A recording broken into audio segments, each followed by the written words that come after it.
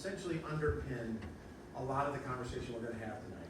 I brought some copies of essentially the path forward for the economy here, not just for Warren County, but essentially for the entire North Country.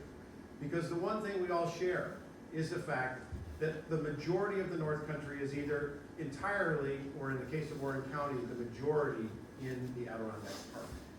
92% of Warren County sits in the Adirondack Park. We need to be realistic about what that will portend to us.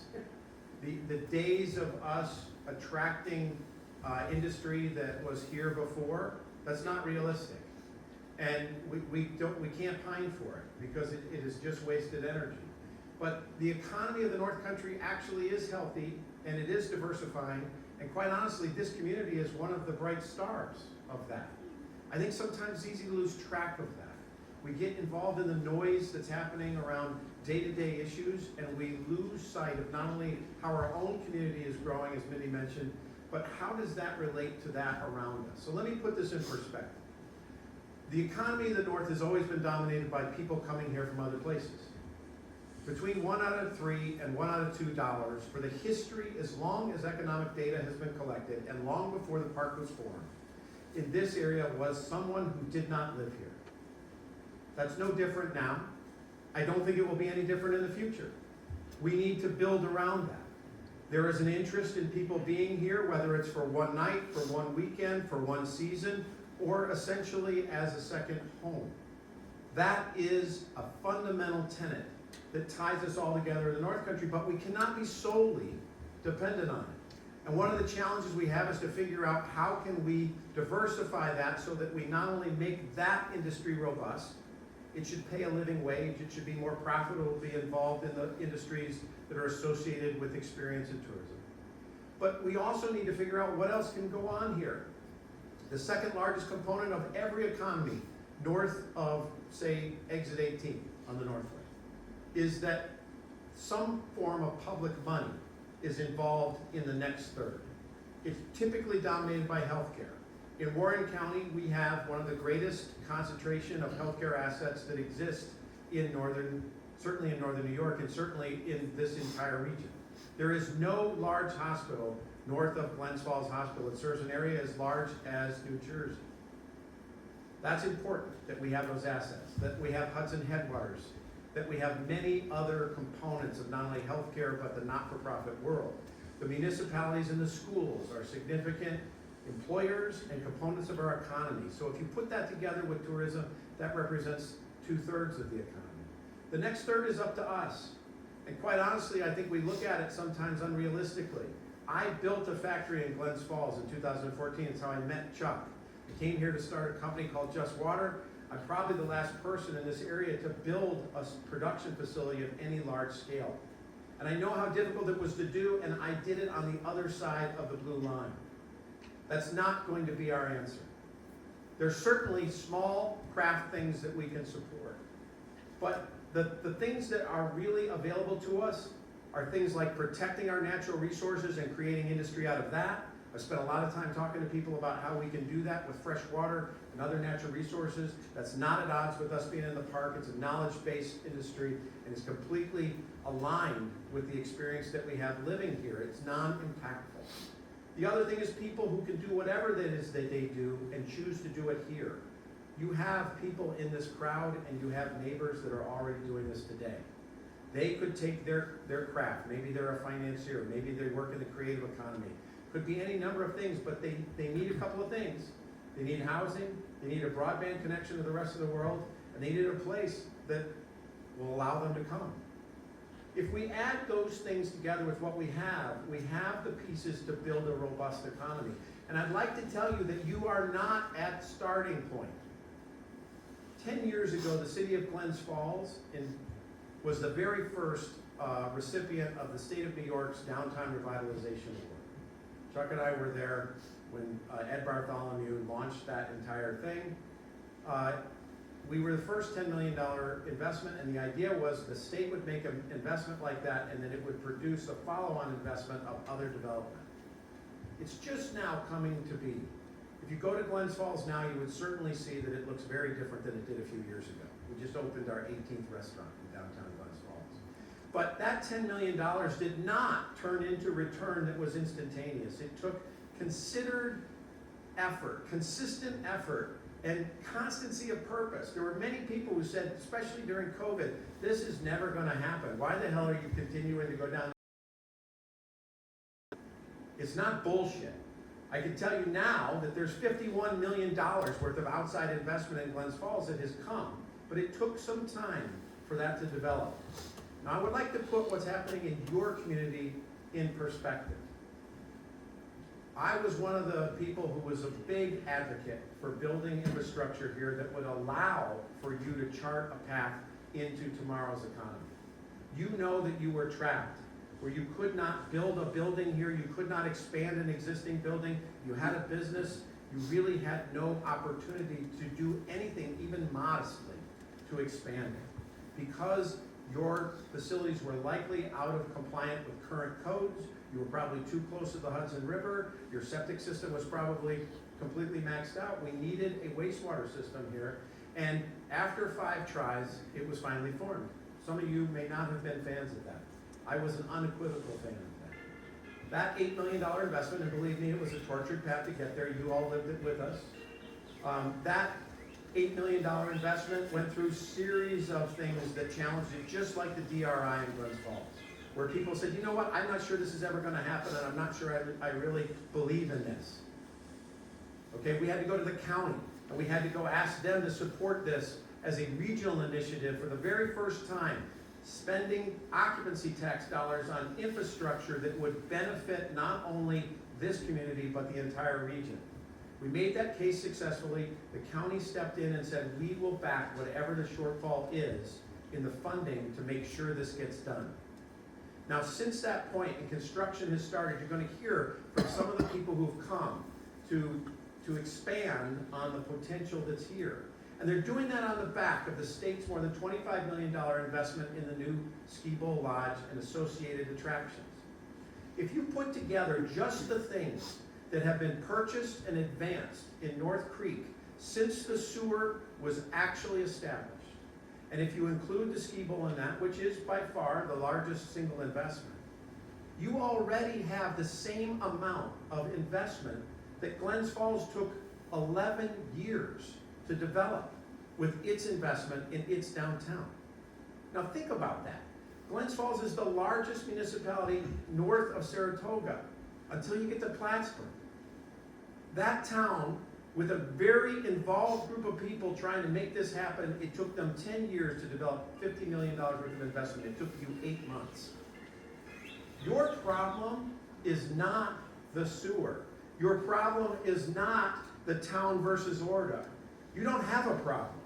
You have plenty. You have the opportunity to dream. This place can be whatever it is that you would like it to be.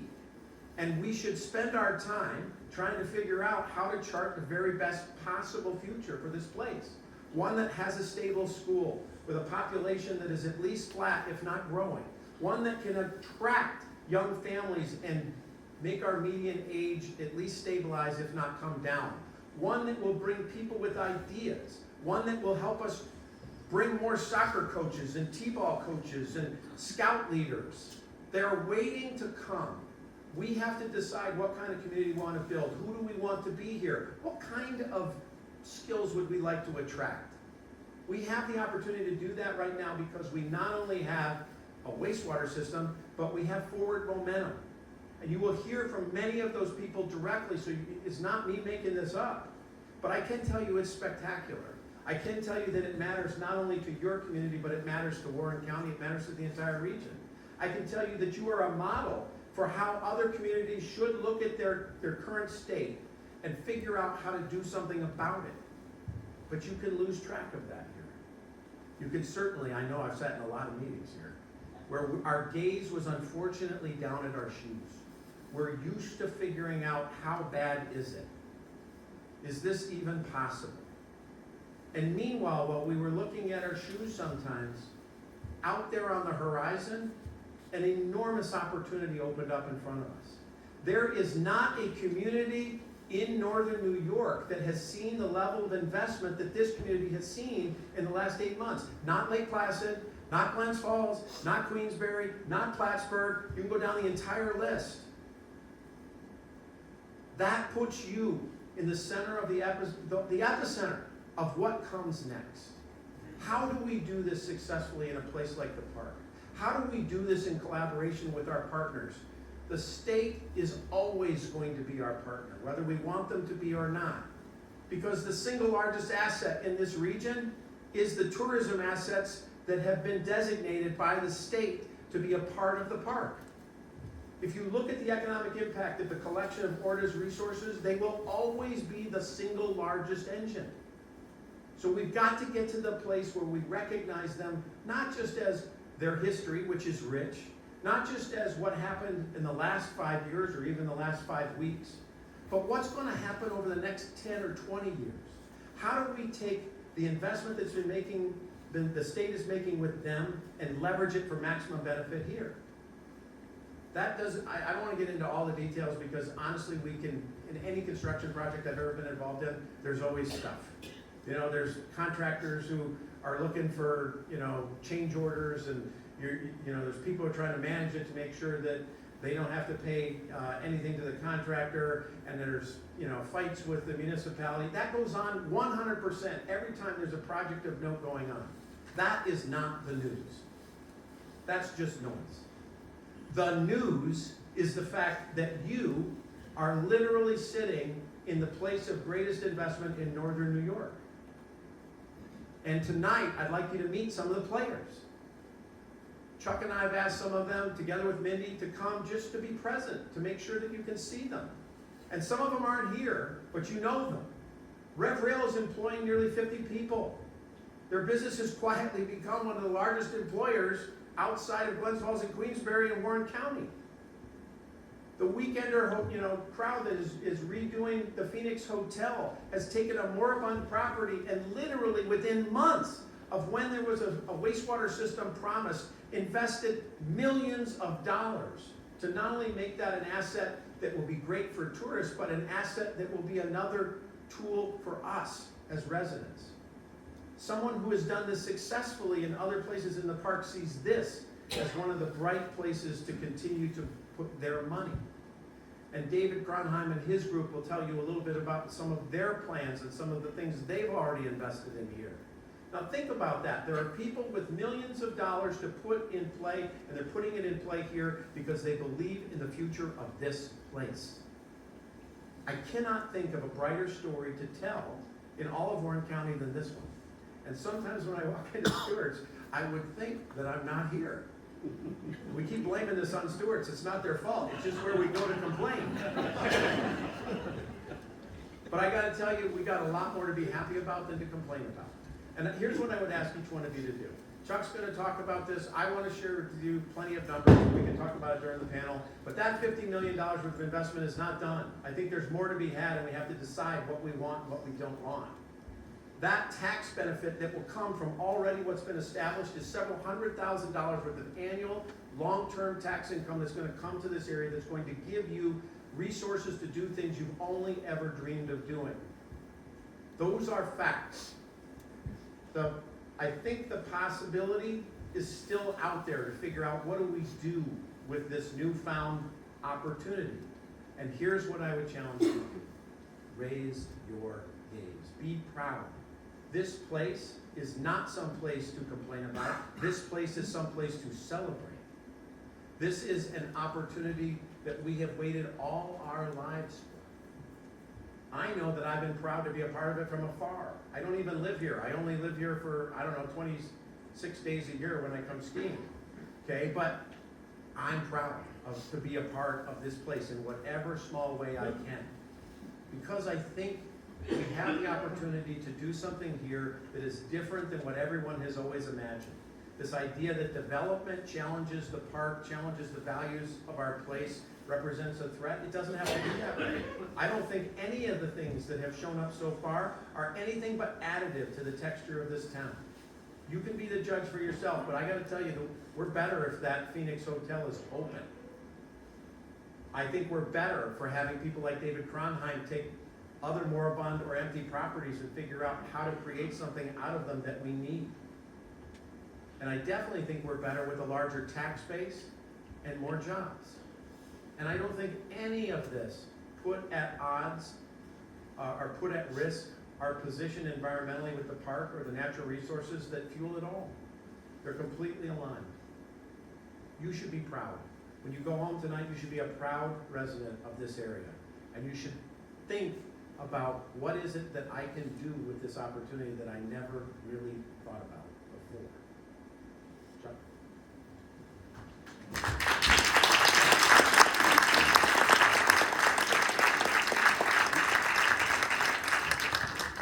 Thank you, Jim. I like going after Jim because he's so good. I give him 8 of my 10 minutes because I'm not near as good. Anyways, my role here in the community is promoting private investment. I'm the CEO of the Warren Washington Industrial Development Agency. And there's some history here in Johnsburg. When Barton Mines moved its operation from Gore to Ruby back in the late 70s, early 80s, we did it with WIDA incentives and tax-exempt bonds. So that's living proof that what we do matters. Fast forward to today, the IDA, we have 36 projects across Warren and Washington County. Matter of fact, Assemblyman Simpson is here. He's former chairman of the IDA many years ago. Thanks for being here, Matt. We currently have 36 projects representing $641 million of investment between the two counties. The biggest project is the Champlain Hudson Power Express project going through Washington County. That's for $431 million. And then the remaining 35 are anywhere from $1 million to about $40 million. One of the projects you're going to hear about tonight, and that is with the copper field. So we're very proud to be promoting private investment. I will say more is coming. And we have to work on this in a collaborative way to support not only what's happening with ORDA, what's happening on the private side, and for us to work together so we as a community will rise together. That's my message. It's a team sport. Let's make sure we do well in it. So with that, I'll turn it back to Mindy.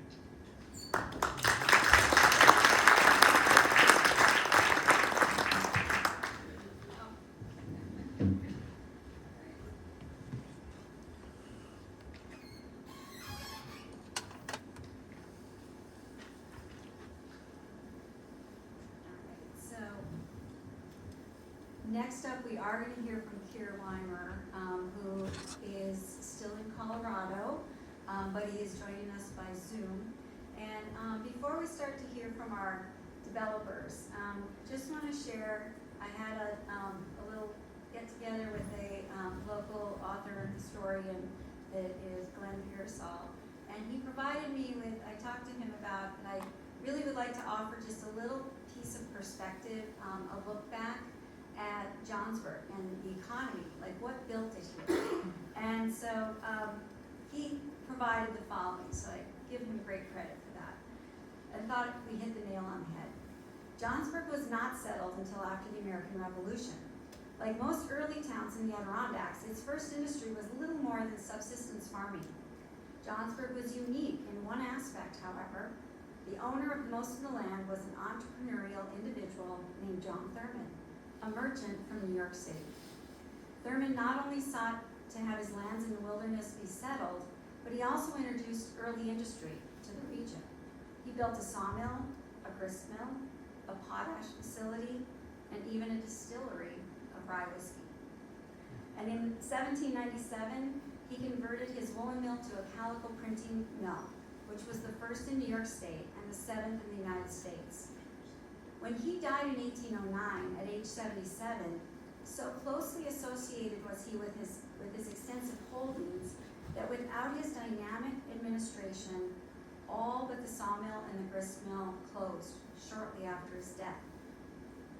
His life really does teach us an important economic lesson we all need to heed.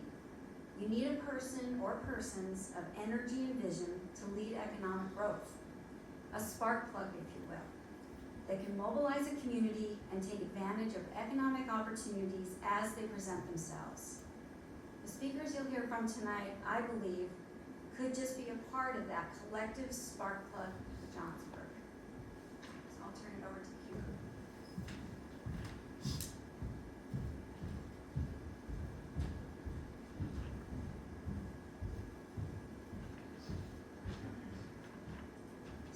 little bit of a technological test tonight.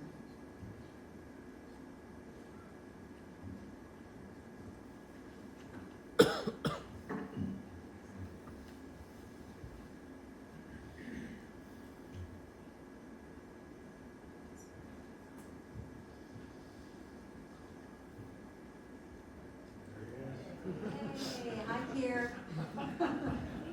Mindy, hi everyone. Can you guys hear me okay? Yes. Awesome. And Donna, if you don't mind, if there's a way to turn it around so I can see everybody.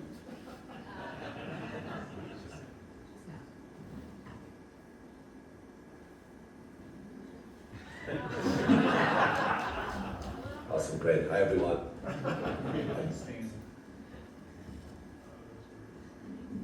Here, everybody wave. Thumbs up. You guys hear me okay? Okay, great. Thumbs up. All right. Well, thank you for the kind introduction, Mindy, and thank you, Don, for all the support in beating me in virtually from Colorado. I'm truly sorry that I couldn't be there in person with everyone, as I normally would be. I had a last-minute business trip that took me out here. We're looking at a few properties out here, but I'm glad to be with everyone tonight. Thank you, Jim, as well, for a great introduction on the goals of tonight, as well as the collective goals of the community that I think we're all working toward, which is, finding clarity, common purpose, shared values, and a vision that we can create together for the future of this area, Johnsburg, North Creek, and surrounding communities. And thank you, Chuck, as well, for all that you do with your organization and the leadership that you've brought to this effort as well. So, for those that don't know me, I'd love to have a chance to meet everybody at some point. We'd love to welcome everybody in this room to a grand opening at the former Copperfield, then turned Phoenix, and now shortly to be renamed property that I can't quite tell you what it is now. Sorry, I'd love to tease it, but I gotta keep it under wraps. We are gonna be having a grand opening though in January for the winter season, so super excited about that. We're working kind of around the clock. You probably don't see a lot of it because it's all being done inside, and then we're gonna move to some initial exterior stuff, and then a lot of the additional exterior work we're doing at the property will be happening in the spring, end of March into April, and then May once the snow melts. We're super excited about the vision for this property to breathe new life into it, to kind of, realize the old adage of Phoenix rising from the ashes, although we will be, again, changing the name. We really embarked on this property, this vision, this investment for a few different reasons. One, for those of you that are probably aware, most people in this room, the company that I started 4 years ago, based in Saratoga, but heavily invested in the Adirondacks and in hospitality properties that are connecting our guests to the great outdoors, to nature, to adventure. We purchased the Alpine Lodge from Greg and Sharon Taylor in May of 2020, when we were at the height of a pandemic that was still unfolding, when everybody, including the bankers, my friends, and my mother said, "What are you doing buying a hotel in a pandemic?" And I said, just hold on, I think there's something here. And sure enough, after the first 3 months of kind of being quiet, we started to really get busy. And that was awesome. And we started to build from there. And we launched Weekend of the following spring in March of 2021. And we now own and operate 10 hotels throughout the Adirondacks, Saratoga Springs, where we're headquartered, Vermont now, and Manchester and Killington, and southern New Hampshire, and potentially soon to be Colorado and some of the Rocky Mountain states. So why do we do this? We do this because I really love and care about the community that I grew up in. A little town called Old Forge, about an hour northwest of North Creek and Johnsburg. Grew up there, when I was a kid, going to, Woodcraft Camp and climbing all the high peaks and canoeing and, doing all the archery and all the amazing things that our natural resource of the 6 million acre park affords us in our backyard. And that really developed at an early age a love and appreciation for the outdoors, for wilderness, for nature, and for the Adirondacks. So for me, it was kind of a coming home to start this company, to be a host in a way and a conduit, to share what we have that we get to call home in our office each and every day with those that aren't as fortunate. And I'm super proud of the work that we're doing. We now are one of the largest, if not the largest employer in some of the towns that we're in. We employ around 100 people, and we're continuing to grow and invest in these communities. I think it takes a certain amount of risk and a certain amount of partnership with both private developers, maybe such as myself and our company, as well as nonprofit and, kind of quasi-government agencies, such as both Jim and Chuck's organizations and the work that they do. I think without that level of partnership, without that level of vision for what could be, and without taking some level of calculated risk, it's really hard to advance the development and the evolution of the community, right? Because that's where you do start to see those population numbers declining. You start to see the kids that grew up in the Adirondacks not coming home after they may leave for school. You start to see young families not wanting to necessarily raise a kid because of the schools and or some of the funding issues for those schools. For us, we really believed in this region. We still do, we always will. And that's why we're doing a second project in downtown North Creek to open in the next couple of months. So I'm super grateful to be here, to be a part of this community in any way that I can, to contribute in any way that I can. And I can tease this, while not telling the name of this, I can say that there's gonna be some really cool restaurant options coming soon, as well as a really cool way that we're integrating all of the amenities of this new property with the community and with all the local residents such as yourself to have access to that, not just for the guests that are staying with us. So more to come with that, super excited to share that. That's gonna be in the area of health, wellness, gym, pool, pickleball, I teased it, yes. That are gonna be super awesome, I think, and be available to not just guests. So more on that soon, and with that, I'll cede my time. Bravo, let's hear it.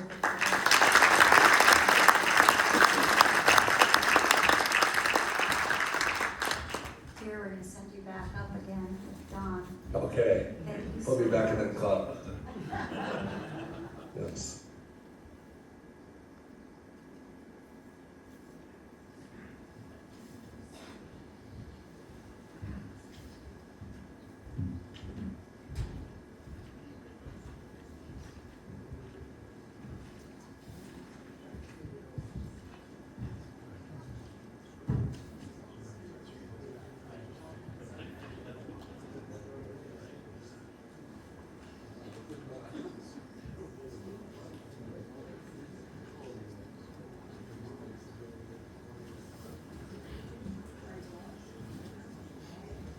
So next up, we'll hear from,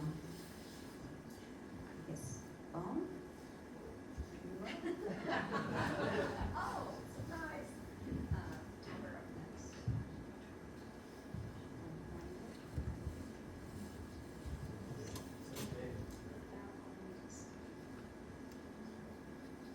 Oh, I'm sorry, you guys are up next. I'm sorry, I'm not reading right.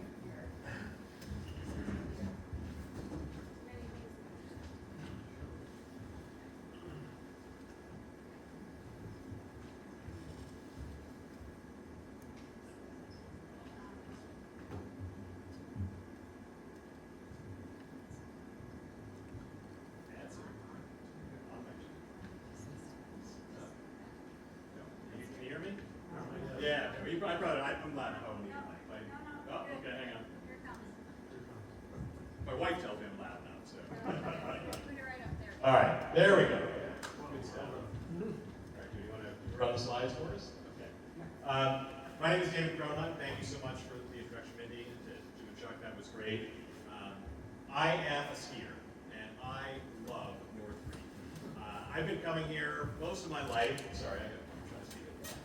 I've been coming here most of my life. I grew up skiing at Killington and Gore, and just really fell in love with the region. I guess I'm an Eagle Scout as well, and went to Camp Sabatis when I was, I guess probably 12, 13, and just that was the first time I've been here in the summer. I just absolutely loved coming up here and coming up ever since.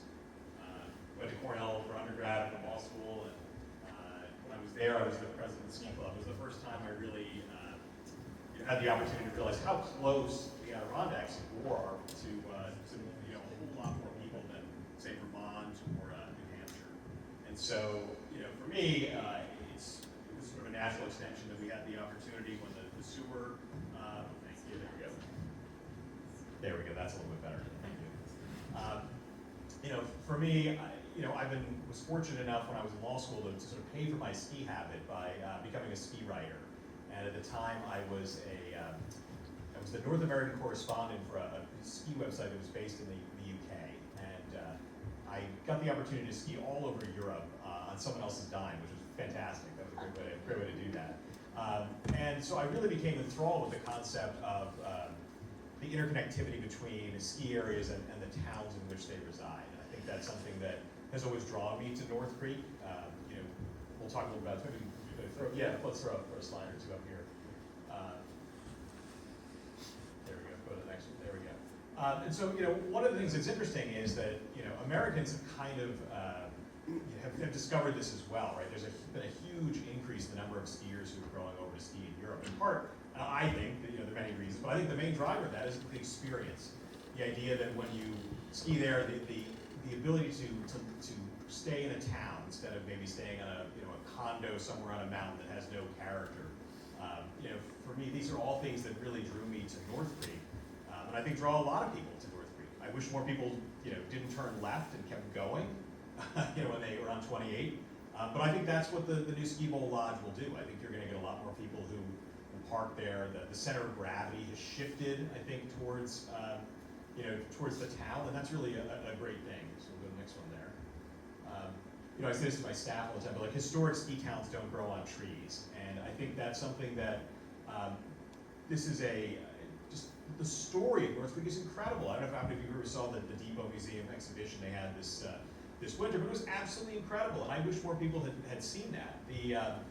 It's, you know, to see some of those posters. I know there's a flexible flyer poster on the wall, and you know, for hawking their skis. But you know, what was interesting about it was you know, specialized at North Creek at the bottom, right? The other places I've seen those are Aspen, Vale. You know, it's incredible the regard that North Creek was held in at its founding.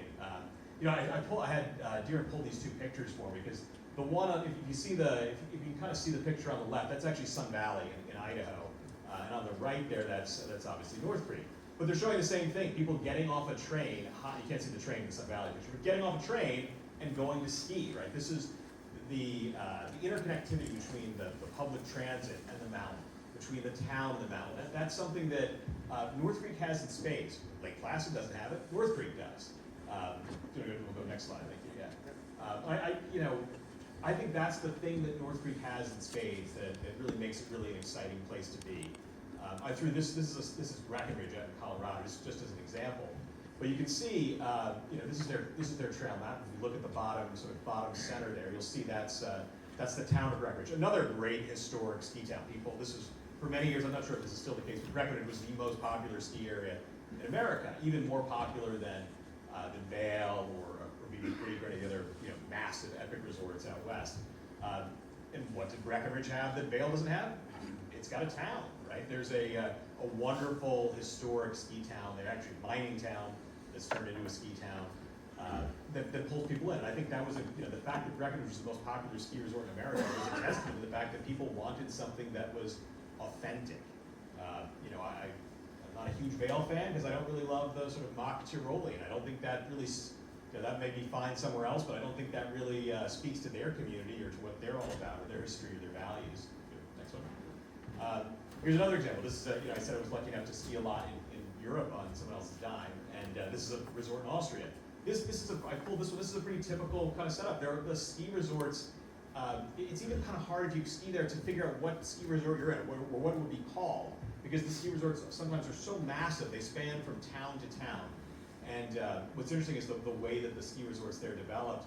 It was sort of, each of the lifts is owned by an individual, so they would sort of run a lift up and say, okay, well now I'm going to connect into the ski area, and they split the revenue at the end of the year. But the thing they have all in common is that where there was an opportunity to get someone into that town, they get you into that town, right? Because at the end of the day, what happens in Zell am See or any of the number of towns that ski here, people ski back to their lodging. They ski there, they stay there, they have dinner there, they have drinks there. They're spending money and creating an economic engine for the town. Next one. Okay, so this is a picture of Gore. This is something that I think I said this to Jim when the first time I met him. I said, we need to get on the trail map, right? It's unbelievable to me that we've got to get ourselves on there. But I'm going to corner the ORDA folks site and say, we want to make sure that the town of North Creek is on that map. it's incredible to know we're so close, right? And if you look at some of the other maps that I threw up there, we're right there. We're a half inch below the fold, so we're gonna work on that. I'm gonna make my pitch for that. Next one, and this is going back. This is the original one. You guys probably recognize this. This is the original 1930s ski train map. And again, same thing. Like there's North Creek. So we're going to do our best to try to get ourselves back on the map.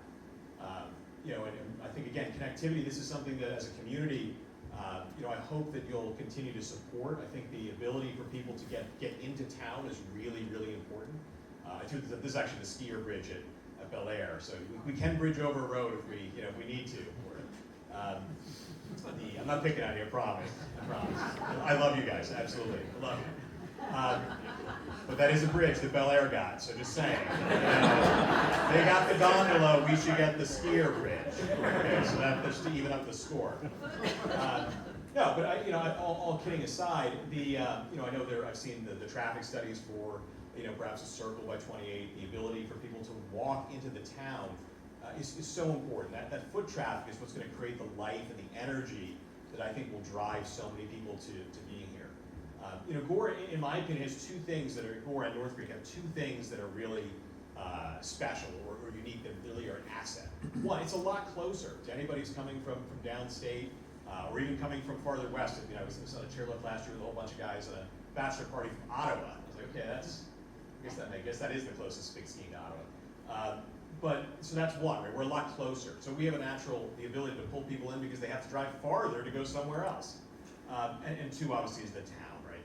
The ability to have just an authentic historic experience. And I would just encourage you to continue to tell that story. I think, historic ski towns don't grow on trees. This is just a little bit about us. And so, thank you for sitting through my elevator pitch on why the town and the ski bowl need to keep working together to become even more interconnected. We've been involved in town for a number of years now. The first building was the Walgreens building, and we have a couple other buildings in the downtown. We're really focused on trying to take buildings that maybe are in need of a little bit of TLC and working on trying to turn them into something that the town can be really proud of. The sort of lower left there, we'll talk a little about the first project we're working on, which is the Ski Bowl Distillery, but that's in that sort of corner there. Our thoughts here are that we were lucky enough to get an approval from your planning board this summer to do this, and we'll look forward to trying to get this open either next summer or fall. We wanted to create a community gathering space. A lot of great ski towns have a brewery, a distillery, something that's, yes, there's fun and alcohol, but there's also a great place for people to get together and to sit and chat. And for us, we wanted to take the building on the left was a somewhat underutilized warehouse in the back with a showroom in the front. We'd like to turn this into something that looks more like a sort of a European Christmas market. In the middle there, I should have brought this with me tonight. I was in the state. A curling piece. There's a particular type of curling that's played in the Alps called alpine curling. That's like curling, but even less work. So, he said it's more like bocce on ice, which is a little easier. You can hold a beer in one hand, or just cocktail in one hand, and throw your curling stone with the other. But we definitely envision this as a happy, bright place. We'll go to the next slide here. Thank you. Just another rendering of to the inside. Yep. And this is just an example of kind of some of the spaces that really spoke to me. When I was, again, sort of fortunate enough to ski around Europe. It's a great the thing in the middle of the curling is a great off-slope amenity. One of the things that we sort of look at North Creek and say you could, how do we pull people into the downtown? Right? What's something that's going to make someone come from the mountain after a day of skiing and do something else in the downtown? And we think if you have sort of an off-slope activity, that's a great way to do it. We love alpine curling; it's a lot of fun. I think you'll see there when we open, and I think hopefully you'll agree with me. But this sort of just outdoor fire pits, spaces to hang out, just to be outside and enjoy the winter. I mean, this is a community that celebrates winter. This is not a hibernate community. And I think this will be a bright, happy space. And as Deer and I were walking over from the Outlet Lodge, so Keir's here, we're staying with you tonight. It's a dark corner now. We want to turn that into a happy, a bright space that people are proud to sort of have as the the gateway into town. And just very briefly, kind of what we're doing here. This was part of our presentation to the planning board. But we have I know quite a decent amount, I guess, about drinking spirits, but not so much about how to make them. And we have a partner down in New Jersey who owns Claremont Distillery, which Tim Kother, who's a great skier as well, loves Gore. In fact, he had not skied Gore. I took him up here last winter, and he'd been sort of a regular Vermont skier. And we skied about 15, 20 minutes, or maybe 2 runs. And he looked at me and said, "How the hell have I never been here before? Boy, this place is really good." It's like, yeah, no, it's really, really good. So we're excited to have him kind of handle all of the technical part of it. And again, our goal is to try to, we want to incorporate the history of North Creek. That story, I think, is so appealing. I was a history major in college, so maybe I'm a bit biased in favor of history, but to me, it's a differentiator. What sets a place like Gore or North Creek apart? It's the story, right? I think you have to get people to believe in a story, and you have a story, but when you walk down Main Street, you don't see that story, right? We've got to find a way to pull that story out and get people to understand what a special place North Creek is, and that's something I'm really excited to do. So we'll keep that, we'll keep a secret there about how we're going to do that, but really exciting. And this is just another rendering here, and this, okay, I'll take 2 more minutes, but I wanted to end with this one. This is some of you may have seen this. Was hanging here over the winter. It's either posters of it available at the Depot Museum. Absolutely incredible, I guess this is colored pencil. My wife's an art history major. She'll be mad at me if I screw this up, but some sort of sketch here, but it's painted. I think it's painted, yeah. But it's from the 30s, and you can obviously see the snow train. I love a good map. It's beautiful, obviously, for its pictorial quality. But what's really interesting about it is you look at what's going on in the town. Look how many people are walking around. It's happy, it's bright. The town and the mountain are so interconnected.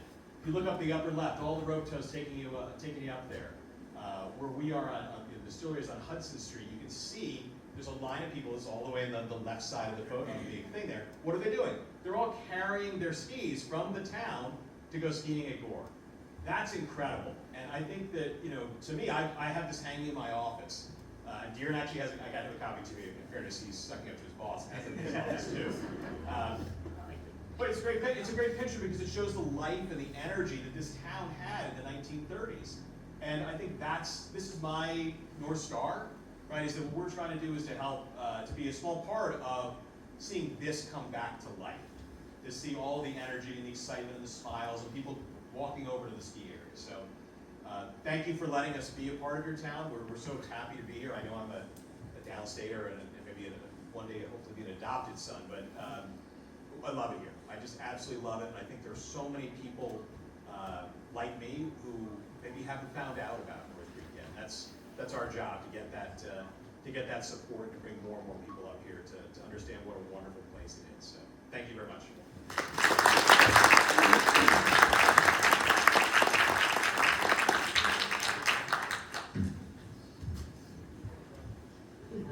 Thank you.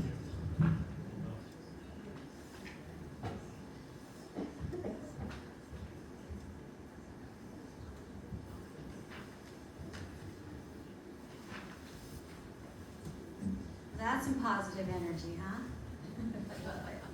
And just clarify, I'll be curling there because I grew up in northern Minnesota, and every winter in our gym class we had curling for a month. So I was throwing the real thing, and yeah, it's sweeping and going, what, why is this fun? It was actually really fun. We were pretty good. And it's always better with a beer in the hand when we got in college. So. Next up, now we can get you queued up here, I think. Challenging me, I have to find where your input is. I'll pull this out until I find it.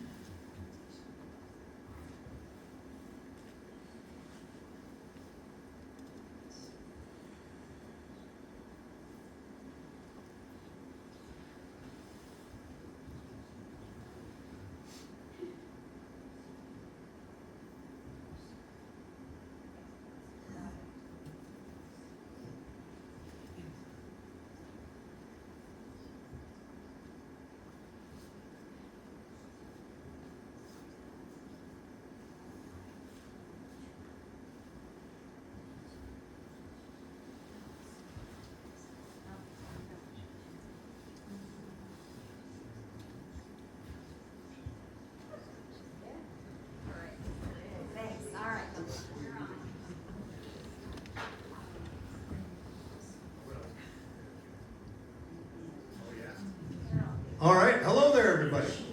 How you doing? Hey, so first step to becoming an adopted son, you're on the right track. Bring us alcohol. That's the first checkbox in here.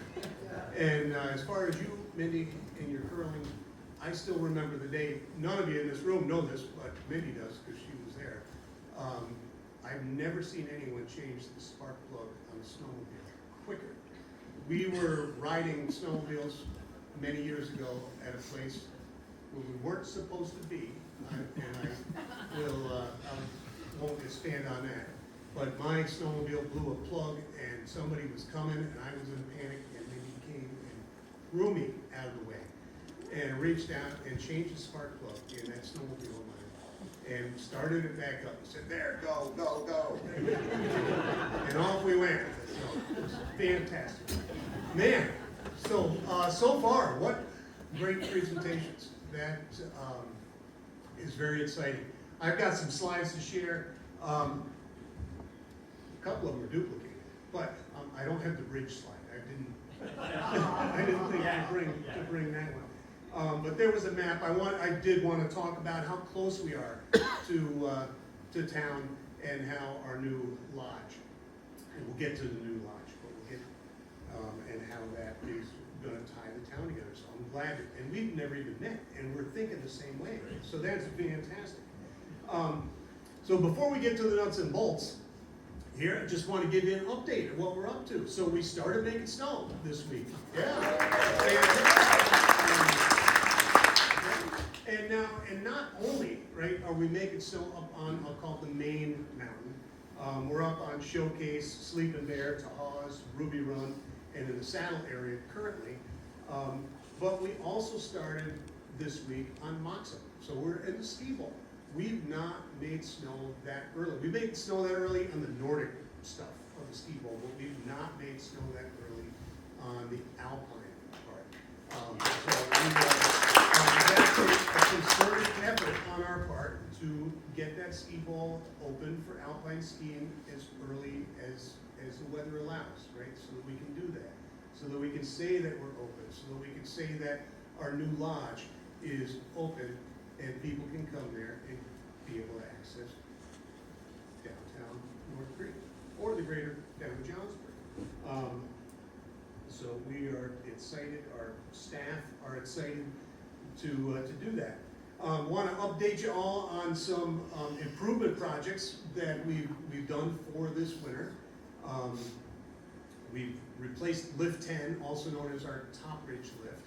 For those of you that are familiar with the mountain, that was a triple chair that came to us used from Whiteface, and now it's a brand new quad chair. So that's an exciting upgrade. We've regraded our learning area. We've got a new parking lot. I'm going to show you pictures of all this stuff in a moment. Snowmaking upgrades, and then we'll get to the ski bowl stuff. There's a nice photo of when work was in progress, replacing that lift this summer. That's always exciting. I know people love to hear the helicopters flying around town as they're bringing lift stuff. Regrading our learning area, we're always focused on bringing new skiers into the industry. The only way that we're going to keep all this going is if we can keep feeding ourselves new skiers and new excitement amongst families. Brand new parking lot. As many of you who have been up to visit us on a busy Saturday know that we are oftentimes parking all the way down our access road. This new parking lot that we put in this summer will hold about 375 cars. So hopefully that will get everybody parking off of the access road and into a parking lot. So much needed for us. Snowmaking upgrades. This is a multi-year project of upgrading our piping. A lot of our piping around the mountain is an older Victolic piping, and that's Victolic pipe is held together by clamps, right? You've probably seen it if you've skied around the mountain. So Eventually that wears out, the connections, we're spending a lot of money replacing that, upgrading pumps. That's, like I say, that's a multi-year project that we're just getting heavily into. Our zip coaster, now we're getting down to the ski bowl stuff. We have worked, or the contractors have worked all summer on our zip coaster attraction. That is currently scheduled to come online next July. And so they'll be working inside on that throughout the winter, not up on the hill, but that is progressing nicely. And of course, our brand new lodge down at the bowl. I think it came out beautiful, actually. And we are naming that lodge the Station, as a nod to the railroad history in town, but also because the station is a jumping off point. And not only can you ski from there, but in the summer, you can hike from there. You'll be able to have scenic lift rides from there. The town has built wonderful mountain bike trails around the ski bowl. So it is a true jumping off point, and there's hiking trails that connect all the way through now. The North Country Scenic Hiking Trail comes right through the ski bowl. So it's an important area and an important place, the station, to start those activities. We've got some really nice pictures of that lodge. Now, the furniture arrived yesterday, so all these pictures don't have furniture in there, but that has the interior furniture. The exterior furniture we've had for a little bit. We just haven't set it out. A couple of weeks ago, we had an open house. Many of you probably joined us. I know it was short notice that we put the invite out, so some people may have missed that. But there's some pictures from that open house. Also, during that event, we were able to announce the family that's going to run the restaurant in there for us, the Hazlitt family. Many of you know the Hazlitts. They've been in the area for a long time. Sean, who is there in the picture, he currently runs Southpaw Bistro in Glens Falls. They also have the Big Bear food trucks that sometimes are parked around town, and they'll be running the restaurant in the station, and that restaurant is called Timber and Time. So that's that will be open as a regular restaurant would, regular restaurant hours. And the good news, they're hiring people, right? They've today when I walked through there, they had interviewed a little over 20 people so far, but they've got ads out. They're looking for all kinds of wait staff, kitchen help, everything that you would expect a restaurant needs. And then once they're open, they'll be looking for us to go eat there. So it's a win for everybody. But we're excited about the menu samples that they have that they've shown us, and we think it's going to be a really nice addition for the community. They also have stressed very much. One of the reasons why we picked the Hazlitts is in their proposal to us. They stress how much involvement they want to have in the community. They want to have locals nights. They want to have monk clubs. They want to be the place that people reach out to and say, hey, I want to have my anniversary here, or I want to get married here. Divorce parties are big now. I keep saying it. And being a part-time member of the band, and we do make a little bit of money playing a divorce party. It's something to consider, right? Maybe a Rev Rail divorce trip or something. Anyway, also during that night, we had the pleasure, we've taken on an athlete that we've sponsored. Kelsey O'Driscoll is a ski patroller at Gore. She started in 2016. In 2018, she had a sleigh riding accident over at Dynamite Hill. Lost use of her legs. Kelsey still patrols for us. She skis without riggers now, but she was over in Vermont skiing with some friends, And a coach from the US Paralympic team saw her and said, hey, you ought to consider racing. So she took a shot at it. She skied her way onto the US Para-Alpine ski team and is currently out west training and is on track to compete in the Paralympics this winter. So we look forward to, of course, like I say, she's out west. She's not here tonight to visit with us, but she'll be in town around Christmas for a week. And I know she'd love to visit with folks. But we're very proud of her and happy that we could help sponsor her journey. There we go. I also want to talk tonight, I want to touch on, we get involved in a lot of things around the community. I don't know if Judy Brown's here. Judy called me the other day about moving some rocks. There's a lot of things that we do, but I want to talk a little bit tonight about the Johnsburg Central School ski program. Now that program is different than our Gore regional ski program that many are familiar with and participate in on the weekends. This program, with help from Anna Bowers back in the day when this started, takes place out of the school itself. The school now currently buses 2nd through 4th grade during the week to us for ski lessons and then back to school. No cost to the families. Between ourselves and the school, we make it all work. There's fundraising efforts that have gone on. Kelly Nessel was involved for a while through the TREX program. The New York Ski Ed Foundation was involved when this all got off the ground.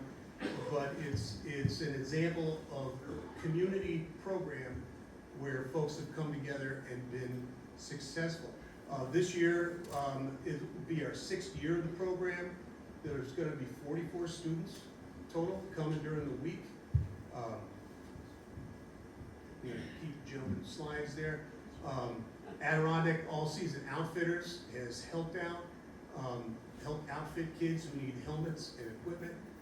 We help outfit kids that need skis. Other people have pitched in for jackets and clothing, and it's become a fantastic program, really led out to schools and now by Kim McKenna, who has really put her heart and soul into making this program happen. But I wanted to mention this tonight, like I said, because it's a community effort. There's been many hands making this program successful. And the long-term plan is to keep adding grades as we go until we get to the point where that's what gym class is in the winter, is that the kids all come and ski. Because when that happens, they're going to get done with high school and they're going to maybe come and work here. Maybe they're going to stay in town, or they're going to have families and they're going to say, we're going to do family, we're going to go skiing on the weekends, right?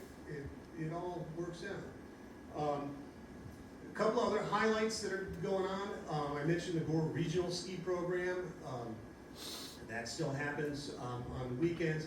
Our Nordic Citizen Series, that is very popular with folks locally. Last year we had almost 60 people racing every Wednesday night over at the ski bowl for that. And that people are starting to come from other towns outside of Johnsburg, which is great. But that is a local driven program. The Johnsburg resident punch cards, if you're not familiar with those, you can go to the town hall, and if you're a resident of the town of Johnsburg, you can get your punch card that is good for 6 rides on the village chair, or up to 3 rides on the gondola in the summer. Of course, that's going to change a little because we're moving all our summer activities here down to the ski bowl. But just so you know that those are available. Our Rippin' and Sippin' music series up at the main mountain will be going on this winter, and a couple of highlighted events. Once again, we'll be hosting our Whole Shot NORM, that's the skier and border cross event that people like to see underneath the gondola that's going on. This March, the NENSA, that's the New England Nordic Ski Association, high school championships will be coming to the ski bowl. That'll bring about 280 athletes and their families and grandma and grandpa, like everybody likes to come. Bring a peanut butter sandwich, right, and watch the Nordic kids ski. But no, we want them to buy things in town. Right? Even if they're selling peanut butter, I don't care. The U16 Eastern Finals is another big event coming, and of course our friends at NICEF have a whole host of events that'll be going on beyond that. The point of all these slides that I've run through pretty quickly is to show you that we are moving forward. We're continuing to invest in the mountain. I'll remind you that we're the largest mountain in New York State, right? 108 trails. There's nobody bigger. And, right, even though our friends in Vermont are very jealous. And when they look over here, they have a saying in Vermont that the best thing about Vermont is the view of New York, right? They say that all the time. So the future is bright. Things are looking good. Staffing wise, so far this year, our job fair was the biggest it's been in a number of years. We had over 80 people, and these aren't people that have worked for us in the past, mind you, right? They don't have to come to the job fair. So this year we had over 80 brand new folks come to our job fair. We found them all jobs if they want, but there's excitement around. There's excitement around skiing. It's great that the snow is starting early. That the temperatures are. I gotta tell you, I was in a panic the other day, and I'm not one that normally panics, but I couldn't find my long underwear. And if you're a person that wears underwear, and I know some of you do, you might go into a panic when you can't find your long johns when you know winter's coming. But I did find them in a desk drawer today, so we are good there. There's no issue. Yeah, and so disregard if you saw my Facebook post. Looking for those.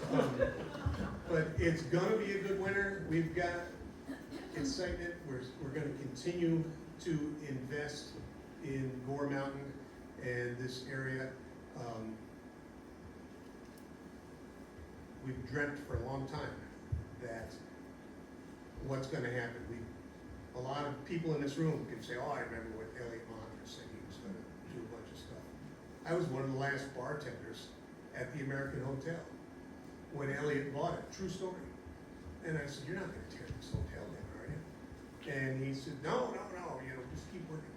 And next thing you know, that hotel was gone, right? But we said, hey, the town's going to take off.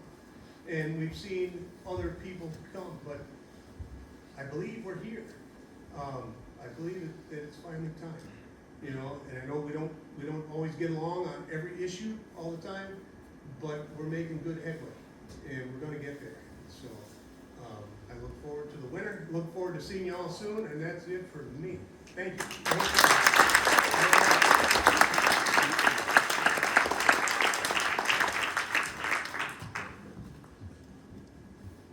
Thank you, Bowen, and for the story. I've forgotten about that. You go back.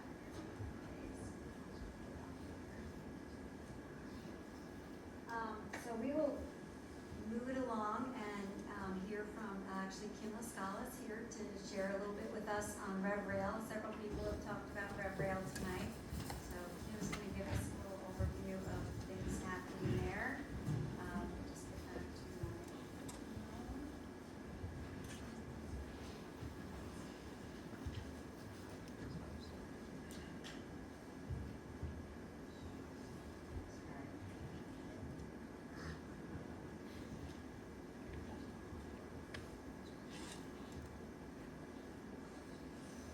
I will start first by saying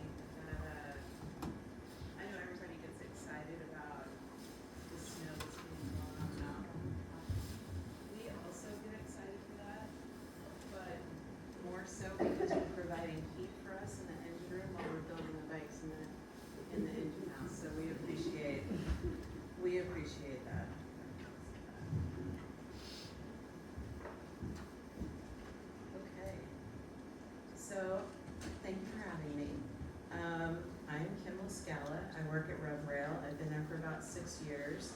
Historically, I worked as administrative officer, doing, a lot of office work and crunching numbers. And I've recently moved into the role as chief operating officer for the next season. I spend most of my time here, but I do travel around to all the other locations and just check on everybody. I'm going to give you a really short history about RevRail for people who are unfamiliar. We've been running since 2017. We started with 6 bikes on the North Bridge Run, which still to this day is our most popular run of any of our locations. We make all the bikes in North Creek. We make them and assemble them in that engine house heated by Gore Mountain for all of our locations. Since we've started, since inception, 250,000 riders. Through the Adirondacks, a total of 415,000 across the country. I have seen a couple of things on Facebook I just wanted to clarify about the track usage. We operate through a lease with Warren County. Our lease goes from April to November. It runs south from the station, North Creek Station, runs through Riparius to Thurman to Hadley. We can run there April through November, and then after that, it's for everybody else. So I just want to clear that up for anybody. We did purchase the track north of the station for about 30 miles headed north, so that's ours to, and then we're going to try to expand our offerings north from North River. What else do I got here? To recap 2025, our ridership across the country was up by 7%. We did open a couple of pop-up locations in Western New York and in Maine, close to Acadia and Bar Harbor. Specifically in the Adirondacks, we were up 11% for a total of 42,000 riders across the locations. Basically, that was because we opened up that Riparius trip out of the Riverside Station. We expanded our Thurman schedule, and we did have a ton of repeat customers this year. We're always looking for new ways to bring repeat customers back. We have some great partnerships. We do some great events throughout the season. One of our most popular is this Rails to River that we do with Beaverbrook and Adirondack Adventures. We had 1,400 customers ride the rail bikes and then float down the Hudson. It's a great trip if anybody, I've done it twice and it's a great trip. Hadley Rails to Sales, we do with the Lake George Steamboat Company. We do a haunted Halloween experience, it's scary. Teddy Roosevelt Day with the Depot Museum. We have a gorgeous 20-mile round trip through up towards Laborious. We do cider Saturdays with 9 Pin Cider Works. We do a happy hour run at 1,000 Acres. We do a lot of nighttime trips because they're fan favorites. And lastly, we did launch a loyalty program this year, provides discounts to repeat riders, increasing discounts, various other benefits. But we have seen a huge bump in our return riders ever since we launched that program. Our partnerships don't just end with the businesses. We've donated to over 60 local charities with event sponsorships, rail biker cash donations. We do local trips for the citizens at all of our locations. So if you haven't done one, you should join us. We post them up on Facebook. Oh, she wants me to move my slide. Hold on. The slides don't really, they don't really go with what I'm talking about, but you can look at them while I speak. It is good information. We started something in the North Creek Station this year because we seem to have a lot of very talented local artisans in the area. So we started, we created a little section where they can display their creations. We've been selling garnet jewelry, ornaments from Adirondack Glass Blowing, custom mugs from Mountain Pottery, prints and drawings from local artists, and of course snacks from Barkeater, because who can live without the peanut butter cups, the Toad Hill maple products, and also DAP bars and some other things. Let's see, as far as employing people, we have 15 full-time year-round employees. We have 125 part-time across all of our locations. Roughly half of those are here in the Adirondacks, so we employ about 70 people. 3 of our employees currently matriculated through the Johnsburg school system and are part of our leadership team at the moment. So they've been with us for years and we adore them. Our hopes for 2026, we will be back in Riparius next season with an expanded schedule. We were only open there for 2 months this year, but we'll have a full season there. We do hope to explore that trip towards Newcomb. One other project that we're particularly excited about, we work with the Nature Conservancy of New York. They're going to curate the South Run and the Hudson River Run with illustrations and signage to curate the Hudson River ice meadows. So it's something not a lot of people know about, but it's really fascinating, and so they're going to help promote that for us. So we're very excited. We are always looking forward to developing new and continued partnerships locally.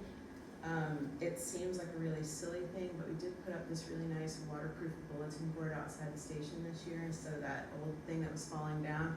If you guys have any flyers that you want to put up, or you want to promote an event or a group or your business offerings or anything, please feel free to come by, drop off your flyers, we'll put it behind the glass. We just want to get the word out. You know, people that come visit us are always looking for one more thing to do. So if we can get your information out there, we're happy to share it. We are certainly excited about everything that's going on with ORDA and the mountain coaster. I'm thrilled. My kids, my grandkids are going to be thrilled. We are also increasingly encouraged by the communication that we've had with ORDA, and we look forward to partnering with you. We nationally, we are going to be opening for a full season in Cattaraugus, New York, and Dedham, Maine. We are also looking at opening another location. We haven't finalized it, but we're hoping to have a third location that we'll be running next season too. The reason why I touch on it actually is because we were in Cattaraugus, New York for 3 weekends. It was a pop-up, kind of free pop-up weekends. We were testing the waters, trying to figure out if, we were gonna run there or not. And everybody loved it. We had a very strong reception to it. And by and large, the most common question is, where else can I do this? And we always say, come to the Adirondacks. Have you ever heard of it? Come to the Adirondacks, come to the Northbridge Run, come visit us, because it's our flagship location and it's awesome. And they do it. Like, we had people that did Cattaraugus in September who were in North Creek in October. So when we go further out, we keep sending people back to North Creek. So, it's a great thing for visitors to learn about the area. In 2024, we did do this economic impact study, which we're sort of going through right here. We found that 45% of visitors coming to Johnsburg are here solely for RevRail. That realization did shift our focus a little bit, because for many years we were just like, are people gonna book? Are rail bikes gonna work? We were thinking more about if we could make this business work. And now we realize that we have some responsibility. So we are making a concerted effort to include local and regional constituents in all of our endeavors. Tonight, RevRail is receiving an award at the Lake George Regional Chamber. It's the STAR Award, which stands for Supporting Tourism Around the Region. First time we've been awarded it. As the numbers indicate, we touch a lot of people that visit the region. So if you guys just let us know what's going on, we will send people your way. And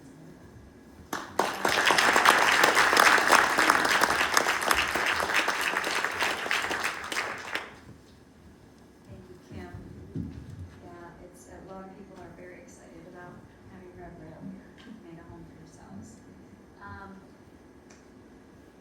the water sports and the rafters have put together a little report. None of them were able to be here, although I should have pulled you down. Just a guide, Joe, just a simple guide. right. So I'm just going to quickly run through those because I know we'll run just a little bit longer than we thought, but it's great information, exciting night. So the Hudson Gorge had over 12,000 people rafted this season, more than 10,000 with companies based in the town of Johnsburg. And this is collective. Pete Ernst and his team pulled this together. They had many thousand people that did the tubing, and so the collaboration with Rev Rail, having them ride rail bikes, then tube down, that was like an amazing thing that happened. Just shows you what we can do when we all team up and cooperate and discuss things together and come up with ideas. In addition, several companies rent canoes and kayaks for use on the area's streams and rivers. As you see, didn't have exact numbers, but a couple thousand people a year for those rentals. And so it's not small, you know. The employment, Beaverbrook alone employs over 30 full-time and part-time seasonal staff, and many of them live and work year-round here in town. We see them up at Gore in the wintertime or in other seasonal businesses. So definitely a economic driver here. Relationships, they're pointing to that the North Creek businesses do rely on these relationships to remain viable. The tourism in North Creek is intertwined with each other, and with formal partnerships or just casual ones, sending people to other businesses, knowing when folks are open, all of those services and variations definitely add to this economic bottom line.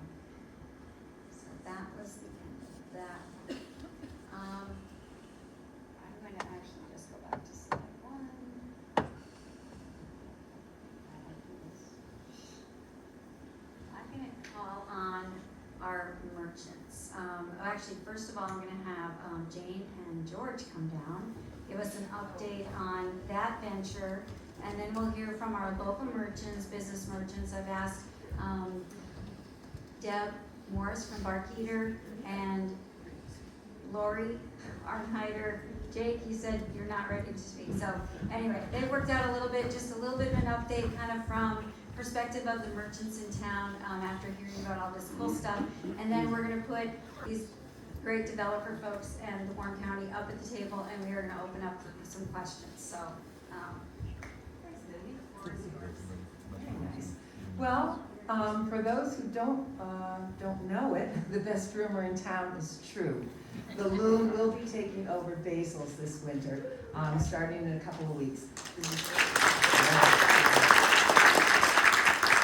George Stanner. Many of you know George, principal at the Loon, and he's going to speak a little bit about it. And I'm going to pass out one of their menus so everybody can take it. My name is George. You guys pretty much probably know the Loon changed the name this spring. Was formerly LB Fredericks for the last 35 years or so. We switched it to the Loon. I was a little premature on what was going to happen. So we switched the name early last spring. The renovations were supposed to happen last year. But finally it's done because the Loon is completely gutted.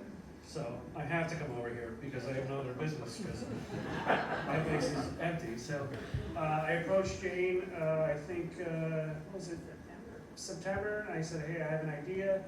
The Loon is going to renovate the whole place, and you're kind of open, kind of came to agreement that it'd be a good thing for North Creek, and also bring my employees over here to North Creek. I'm not from North Creek, but I have a North Creek mailing address. I'm on the other side of the tracks, the other side of the river. I'm not too far from you, but Jane and I put it together along with Rudd and my business partner Bruce Hodgins, and we're fully staffed, and everything's worked out. We have our liquor license. We'll be opening a soft opening on Black Friday and Saturday. The official opening with Rich Ortiz is on Sunday. We wanted to do Friday and Saturday more of a local, bring everybody in to get us, let's test it out. The good thing is some of my employees have worked for Jane, so we should be right on point and ready to go. We are bringing our full menu over. At first we weren't going to do that, but now we're bringing the full menu from the Loon's menu, which is being passed around. It's actually one of the biggest menus in the Adirondacks. and we're really excited about it. People are gonna ask, are we gonna stay? We don't know. This will be something Jane and I'll discuss later, but it's great advertisement for Jane and her business, and she's excited, I'm nervous, but we're really looking forward to being part of the community. So we're gonna be open Thursday through Sunday to start. If it picks up and goes as well as we think it should, we'll probably be expanding on those dates a little bit more, but we're definitely gonna be here till at least, end of March at this point. So then we'll see how negotiations go from that point. But we're really looking forward about to bring the loon over here and opening the new loon back in Chestertown. Does anybody have any questions about what we're doing? I'm sorry, this is kind of a quick thing for me to be here tonight. Squelling rumors. I hear all the time, I couldn't get a liquor license, so we're good. So if anybody has any rumors, I could probably get rid of them for you right now. It is happening.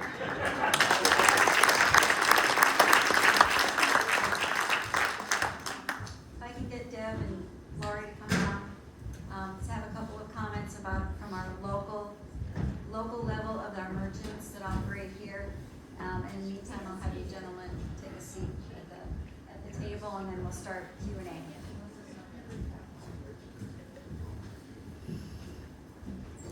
Hey there, as Mindy said, I'm Debbie Morris. If you don't know me, the chocolate lady is what my other name is. So we started Barkeater Chocolates 17 years ago, and yes, it's grown a lot. My numbers aren't anywhere near as impressive as anything that you've seen on the screen. We boast 4 full-time employees, many of them very long-term. We have a part-time employee as well. We are open 7 days a week, all year, minus 4 major holidays. And for us, we sell wholesale. So I guess the most impressive number is that we sell to somewhere between 300 and 400 stores throughout the country, but very saturated in upstate New York and New England. So that's fun. We do a lot of experiences at our shops. People can learn how to make chocolate. We do school groups, field trips, summer camps. A lot of summer camps. And we do private groups. We have a group, Colony Seniors, coming up next week. So we have tour buses that come. So we do a lot in our space. Our space isn't tremendously big, but we do manage to pull every square inch out of it. As far as Mindy had asked for some challenges that some of the merchants have seen, I'm not going to speak for everybody, but I kind of am. So 2025 has been a little bit difficult for the economy in general. For our specific industry, we have been hit with an amazing increase in ingredients, cacao being the most important to chocolate. And so for 3 years, the price has risen 600%. So we have a lot of, every time we order ingredients, we always die a little bit inside because the price has gone up like, 20% since last week. Wow, who knew? And so we've been dealing a lot with that. Then add to it now, everybody's charging us a tariff fee. That's fun. So we have to raise our prices like everybody else does, and our profits, though, however, don't go up quite as much. So that's been a challenge for us. I came here for 2 reasons. One, I wanted some optimism and inspiration, which I feel I've gotten. And 2, Mindy made me. So if anybody's ever been approached to do something by Mindy, you find yourself agreeing, you don't remember how you agreed or why, but then you're sitting at the meeting. So that's why I'm here. Again, I don't want to speak for everybody. I'd say we all have similar ideas. We have a lot of people in this room who we've all been on committees together and boards. I've been, here permanently for 20 years, and we're going to reach a point where some people aren't going to be willing anymore to take these tasks and, make a difference and run with an idea. And what we need is kind of another generation to come up and take over all these initiatives. And I'd really love to see that happen. And I think that's all I have to say. Do I have to say anything else? Am I good? I'm good. Go ahead, Laurie.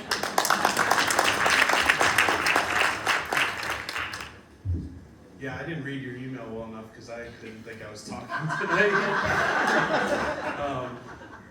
But yeah, a lot of inspiration tonight from hearing everything that's going on. Keegan's properties, that's amazing to hear your plans for that. nice little corner in town. I was tearing up when Bowen was talking about the initiatives for Johnsburg Central School, because my kids are gonna do that. And we might have an Olympian one day if we're starting these kids out at 2 years old. I don't know, that future looks bright. I'm Jake, I own Izzy's Market. I got number 3s on the way for kids. Looking to renovate the apartment upstairs, live up there. We're not open a lot now because I have my hands full, but we will be open a lot more. And especially if there's more business in town. Like Laurie said the other day, on Thursday, I made $19 yesterday. Like it's not a great time of year to be in business on Main Street, but maybe we can make that happen. Yeah, more than $19, because yeah, we need it. Thanks, guys.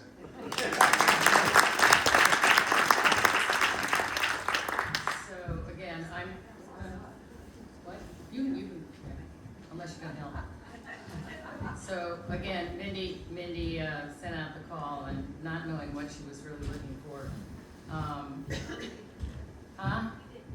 Okay, so what I said to Mindy is I am, let me tell you where I'm from. I'm from Hudson River Trading Company, which is a 7,000 square foot rustic furniture store on Main Street in North Creek. We have an accompanying market and a little cafe, and we do the best pies in the world, so stop in. But, so the 2 businesses there on that one lot are pretty much what we do. I have 2 short-term rentals, so I'm in the short-term rental business, and I rent to local citizens. I feel I have 4 rentals. 2 are for locals, 2 are for making money, so I can keep renting for locals. But that's kind of the complex that I have there on Main Street. And I've spent personally 40 years working on one project after another in this town. From the 1992 action plan that people go, okay, old stuff, but you know, the chamber at that point was very powerful, very strong. And we generated millions and millions of dollars for this town. And some days I go out in the front of my door and I look around and go, where is it? You know, where did all those millions go? Why aren't we, you know, and that was of course before the Copperfield was sold again, and now we have excitement there.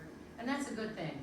But I said to Mindy, I can either be like a Debbie Downer or I could be little Miss Pollyanna, but I think on the conclusion, everybody, I wanted to go afterwards, because what I want to say is that all over the country, small communities like ours are having the same issues. Locally, our business alliance is no more. The chamber had funding issues and a membership base only will not work in this town.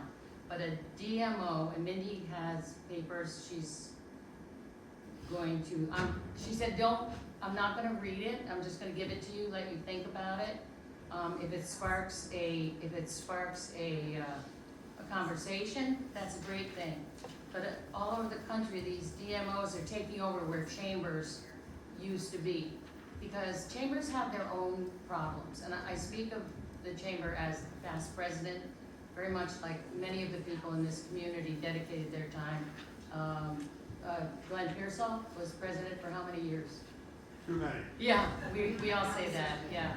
But, so a lot of people dedicated, and every time we go to a meeting, people say, we need a chamber, we need a chamber. I don't know necessarily that we need a chamber. And what I want you to think about is this destination marketing organization. And what these have done is little by little, they're replacing chambers. It's like a 3-legged stool. One leg is tied to the town board, one leg is tied to the business community, and one is tied to the community. When you get to the point where you turn it over, one of the things that I like the most was it says, this approach, community engagement and collaboration, this approach ensures tourism is something built with the community, not something that happened to it. And if many of you on social media understand that concept here in this town. But, so I guess economists are forecasting a big economy boom for 2026. Will we be ready? Will we have something in place that can handle what we need? Tri-County Initiative, great, keep it going. But we need guerrilla marketing in our town with a professional employee who knows the history and the heart of Johnsburg, not an agency. I still am in Interface Communications. I am a marketing public relations agency, still on record. I know they cost more than an individual that you put on payroll. And so basically I'm saying, think about it, read it, see if you think it has any merit, and let's start a dialogue about how do we promote our town. When I worked for Warren County, and I did that joyfully, there wasn't a week that went by that I wasn't putting out press releases about all of the amazing things that Warren County had to do. You could do this in North Creek, you could do it in the town of Johnsburg, and every week you'd be sending out 2 press releases about things that people didn't know about this town. Right now, we're not sharing the good news with the world, and we want the world to be here. So, and I will say that I want to see us spreading the good news, and I want to see it in a concerted, professional manner. Because we played this game many times. Emily as the chairman of the marketing committee, Deb as the chairman of the marketing committee, and there was not enough consistency. We didn't get where we needed to do. Let's do it now. Now that we have the momentum, let's do it, and let's make this town scream with excitement.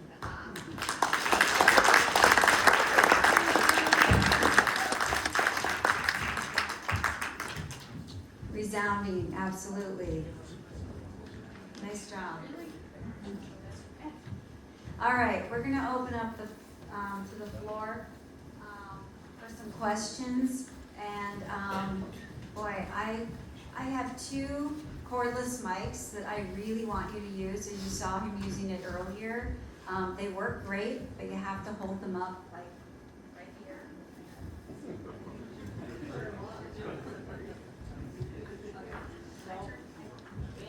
Come on, there we go. I turned them off. So because we're recording this, and the idea is it's going to be going up and available for everybody. So you see, just do this, and you can hear it.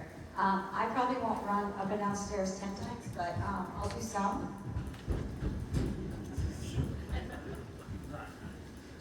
Nope, gotta do it.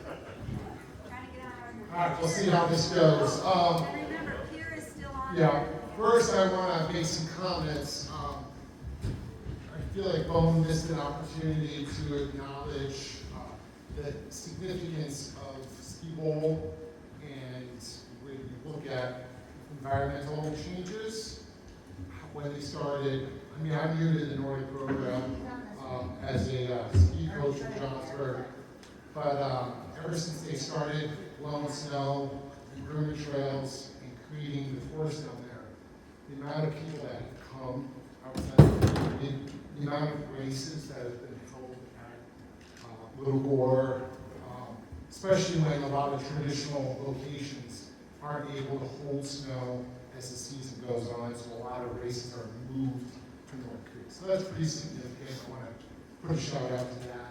Outside of that, Van Hovenberg, there's a lot of the stuff going on in North Creek. So if you're not aware of that, take advantage of it. Come see a race, get behind it, a lot of good stuff there. Yeah, I'm a part-time river guide, and I actually had a chance to work with Red Rail this summer, because every time you go under the bridge, Trussell Bridge, you point that out. It's pretty cool as a river guide to guide people down the river, and they get to see this like relationship, you know, just like, oh, I can ride the rails, and then the rail like skates to rafting. I think that's a pretty cool thing happening there. So I figured, you know what, why not know a little bit more about Red Rail, so I can speak a little more truth to it.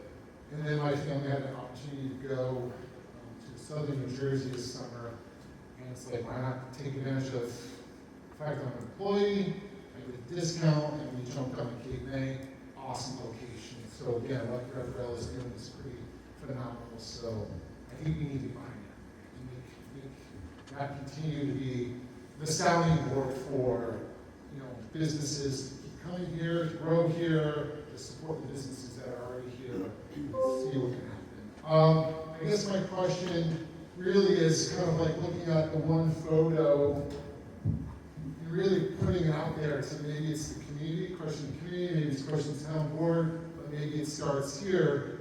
You kind of made light of it or joked about the bridge at the other ski mountain in the Cascades, Catskills, Bel Air, but how do we, whether it's expanding the map, so it shows my creek, or actually building a bridge, or creating that flow besides just 20 signs, I hear rumors about a roundabout, like how do we make that happen? How do we truly, besides just talking about it, start to make things happen, to really make it connected? So that's my question. Maybe it's just more of a conversation to our panel, but maybe it continues and goes to the town board and really starts to see stuff happening. Let me take a shot at that. So we have the Johnsburg Community Development Corporation, which a few board members are here in the room, and we are taking the comprehensive plan and looking and also working with Warren County Planning to maybe bring some of these ideas from the comprehensive plan to the town. It's a long-term process. You have to get the right engineers involved, the right planning, the right grant application, and then award the grant, and then do construction. Right now, we're digesting the sewer system, so we got a lot of that going on. But behind that, there could be a roundabout and a few other things happen. There's been discussions about the remediation or the reclamation of the mine, the sand pit. So there's a lot of opportunity, and there are people that are working on it. And if you want to get involved, talk with elected officials, because there's a lot of neat opportunity here. I don't know if anybody has anything else. I think the first thing to understand is this has been talked about for a long time, but what was missing for it was a business case. And you're living the business case now. The county has already pledged millions of dollars in the support of infrastructure here and has begun to see a return. That's a return that not only comes to this community, it comes to Warren County and it comes to the region.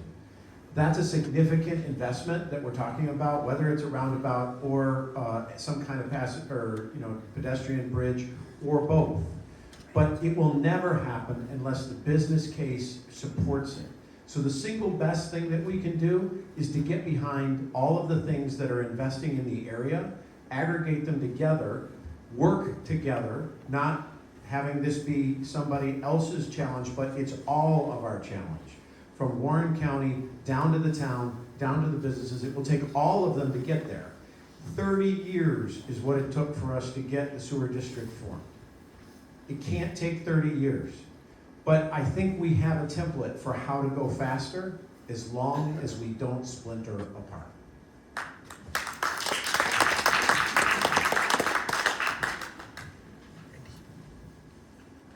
Question for Keir. My life here, the ski bowl in North Creek is special to us, but it's also special to New York State. It was the first ride up, ski down mountain in New York State. What you may not be aware is that we have a couple in this audience, and I'm going to throw Bob and Kelly Nessel under the bus, who had or have the charter to the first New York State Ski Museum. Wouldn't it be wonderful if you could incorporate that in your marketing plan?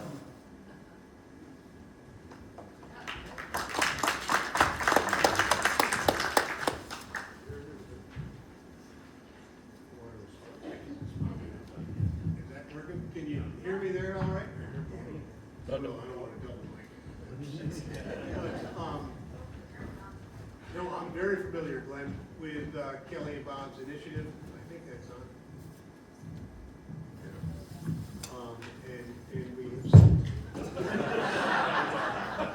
And we've certainly talked at, there's back on. We've certainly talked at different times as they have, they've worked on developing that idea for the ski museum.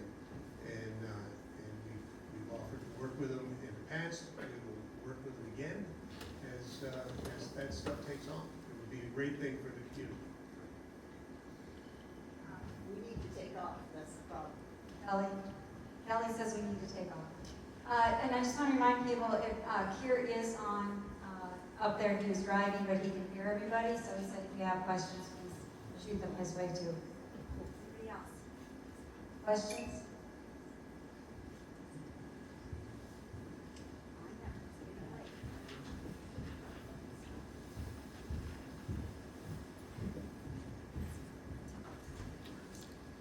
First off, thank you for all of you for taking time to give us an update on what's going on. It's clearly a lot of excitement.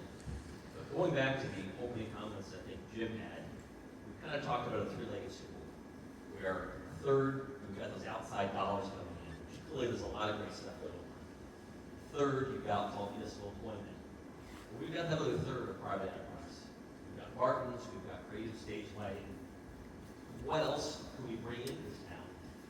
Higher paying, stable jobs that aren't tourism related, just to kind of round things out for your residents.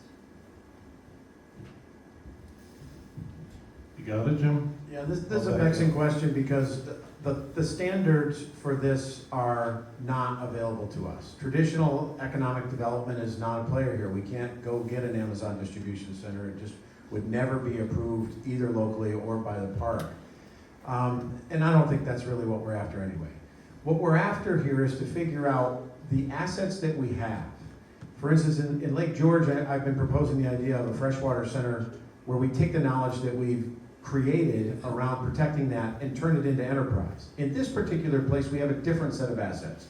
We not only have Gore, but we have the history of the place in terms of land use, in terms of planning, and in terms of some of the things that historically all of you have pointed out. It's not a straightforward process, but we have to think about how to take the things we have and create industry out of them and then incent people to come help us with those things. Now, when they come, we will quickly find that there is no place for them to live, which means that we have to do both of these things at the same time. We have to both build the things that will attract people in terms of businesses or enterprise, but we also have to be ready to receive them. And quite honestly, this is not a community that is ready to receive them now. However, the infrastructure that we've put in with the wastewater system does give us the opportunity to start down that road. I would encourage you as a community to raise, as I said, your gaze and think about if we could be anything, if we could attract anything, who would I attract? And I don't think we should limit ourselves to what other places are doing because this place is unique. If we want somebody to be a high-end custom ski technology company, we could attract it here, but it will take a certain set of tactics and it will take consistent effort over several years. But I think we could do it. This is an opportunity zone, by the way, which means we could attract any company that is looking to get started and eventually sell itself, because an opportunity zone allows for the capital gains tax of that sale to be completely deferred. But I bet most of us don't even know that we're an opportunity zone. The largest opportunity zone in New York is the town of Johnsburg. First thing we gotta do is fight to make sure we don't lose that, because that's a tool that we have even if we haven't been able to use it up till now. And then the second thing we have to do is imagine together, and it won't be one idea and it won't happen in one meeting, but we have to imagine what is doable, what are the bets we wanna make, who would we need to partner with, what incentives will we need, what additional investment will we need. And I will tell you that nothing is out of the question. If somebody had said 5 years ago, will the county pony up millions of dollars to help with a wastewater system in North Creek, I don't think anybody would have said that they would have. And yet they did, because a compelling case was made. So I think it's up to us to vision it, then to build the case, and then to go to work together to find people to help us do it.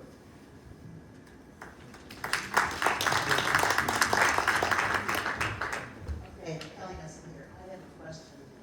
Jim, you just mentioned the okay. Close enough? Okay, sorry. Jim, that's right. Just do this. You gotta eat it. Eat it. Okay, I just ate it. So the question is, we've got to get together, we've got to brainstorm, we've got to figure out how we're going to work together, et cetera. How do we set that structure up here in town so that people who are interested in coming together, bringing the ideas and working on them, how's that get going? I'll take that one. You know, I think a lot of those conditions are already in place, right? I think we've talked a little about that. You know, one of the things that's a challenge for downtown North Creek, or previously been a challenge, was density, right? The Adirondack Park scheme is one where I come from a state with a lot of suburban sprawl. New Jersey is not known for its how well it's preserved its open space. Here, you know, the scheme is all about putting density into places like a hamlet, like North Creek. and trying to preserve as much of the park as open space and forever wild as possible. That density was really hamstrung by the fact there was no sewer, right? If you wanted to do something, you couldn't do it. With the density that you're going to be able to drive now, I think a lot of that in the downtown is actually much more possible. One of the things I'll say is I think, it's tempting to kind of come at it from a top-down solution to say, well, what do we want in this town and how do we go out and get it? I think in many ways it's much more successful to be an incubator, right? To have the conditions that are going to give rise to a successful business is more important, right? You don't need to come up with the idea, but you need to understand how people will look at it, will look at the problem. At the end of the day, the challenge is the same on both sides, right? People want higher paying jobs in the town and someone wants to start a business here. They both have to pencil, and it's getting those two things to come together that's a challenge. But I think here in North Creek, you've actually done so much of the hard work already that I think you're sort of well underway. Yeah, and if I could add to that, to the points that we're doing, I don't know if people are aware, but we're starting to look at the zoning and making sure the zoning is conducive to more development and smart development. But we have some archaic zoning laws, and if we change those, that will spur further investment. So there's a lot of moving parts here that we need to work on at the same time. Yeah, and I think a lot of that comes also from just foot traffic, right? I think if you look at a successful downtown, we were involved in a downtown called Red Bank, New Jersey, and when we started, it's probably 30 years ago, so I'll take no credit for we started it. They were in a situation where they're having school children decorate the windows for Christmas because they felt like they wanted to make the downtown and all the empty storefronts look better. They got together, they decided that it's sort of like a deal, and they wanted to put together a special improvement district, right? They got together and said, this is a problem that's too big for any one person to solve. How do we get together as a community and figure out a way to do this looking at things like zoning, looking at things like signage, wayfinding, parking, all those things to try to pull people into the downtown. And the end goal was simply at that point, how do we generate people who want to come to the town, right? So being able to have people walking the streets, that sort of energy and excitement that I pointed to in the map, that's not just sort of a rosy picture, that's also something that's a sort of a conditioned precedent. You want that person to come to the town because they're going to do something, and while they're there, they're going to spend a couple dollars somewhere else. And then, it's like going to a restaurant that's empty. Everybody says, well, how good could the restaurant be? When you show up to a restaurant, the Yogi Bear, right? Nobody goes there anymore, it's too crowded. That's the sort of, to me, that's incubating. You have to figure out a way to get people to be excited to come to the downtown and then spend time there. Yeah, we have to do the zoning for the pedestrian bridge over Route 28. Remember the ski bridge? We'll work on that. We'll take a couple more questions and we'll wrap up. Just to build on what Kelly was asking, I think what she's really asking is, how do we structure a public-private partnership where the public sector is doing this with you guys? I'm hearing enormous amount of activity happening in the private sector about to happen, is happening. And come January 1, we'll have a new board, we'll have new committees to be structured, and I'd love to hear your thoughts about how might we structure on the board side and the public side to work more positively with you guys. I think the town has been incredibly welcome. I think that you should all be understand that I think everything Jim said was absolutely accurate, right? That when we came to town, we were not treated like outsiders, and I think there's a temptation, I think, sometimes to see change is scary. But if you're working from within with the town, I think that's positive. I think it's less some of the things that the town needs to do differently. I think someone used the word evolution. I think that's a great way to describe it. Sometimes there's a bit of a lag between doing the right thing and seeing the results from that. I don't think now's the time that you need to say, Northford, we need to change course. I think you're sort of stay the course. Everything that you're doing, I think, from my perspective, and I'm only one person, maybe I'm two people. I think you're doing all the right things, and I think you'll continue to see investment in the town. I wouldn't underestimate the importance of that sewer system. If you go and look at any of the possible uses, again, we're landowners in town. Our business is basically to own property to lease to other people or landowners. And it's very difficult to imagine sometimes what some of these potential uses would be, and that's why whoever raised the question about how do we attract people, what kind of business do we want? We're thinking that problem all the time, right? How would I find a tenant for this space, a commercial tenant? Particularly because of the zoning laws that you have in North Creek, you know, the downstairs floor of any of the areas in the historic business district, the HB1 zone, that's all, you know, gotta be commercial. That's a challenge. If you already have vacancy in the downtown, how do I find someone to be there? Well, I need more people, sort of, again, chicken and the egg.